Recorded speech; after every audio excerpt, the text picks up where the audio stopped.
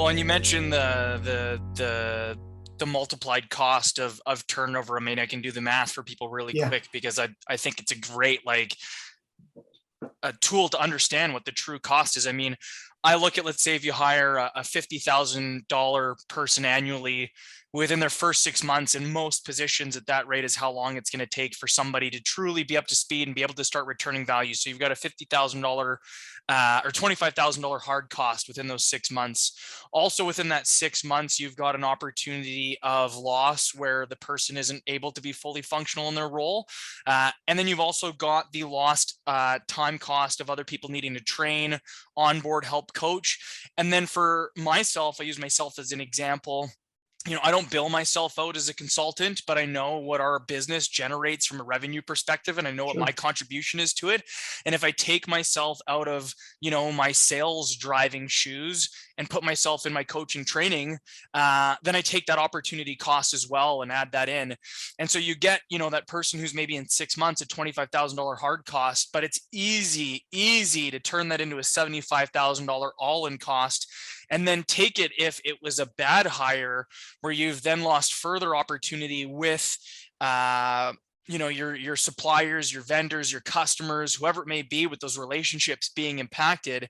And then also turn in, if you do experience turnover, the time it takes to rehire, because the market is so tight right now, it can take months to find the right person to rehire.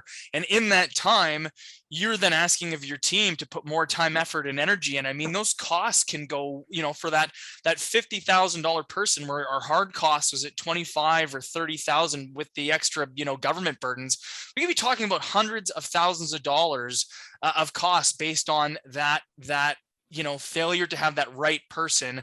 And again, why I feel there's such a need, and why employers have put a substantial process on the front end, why they need to have that really great process in that middle phase, and use tools like these to make sure they're doing everything they can to protect those investments. I mean, if you think it through, and you're right, of course, if you think it through, why not use them? I love what you call them, they're tools. I mean, they're at your disposal. You can use them. Again, managing people's hard. Why not use a tool that's there to make it a little easier? Yeah. To try and secure a better hire, one that's going to create a win-win. Again, reveal, release, realize. Yeah. And it's the same thing. Why would they come to an agency like yours? Because you're a SME, you're a subject matter expert. You're the guy. Yeah. Why? And here I have to say something to that thing. If you look up DISC online, there's 16 million hits. And I'm always getting people say, well, I can just get a DISC done online, for whatever. And when we go through yours shortly, yes, you can get them done online, but unless you're trained or certified, what's it mean? Yeah. And I've had people take them so out of context that it's kind of embarrassing.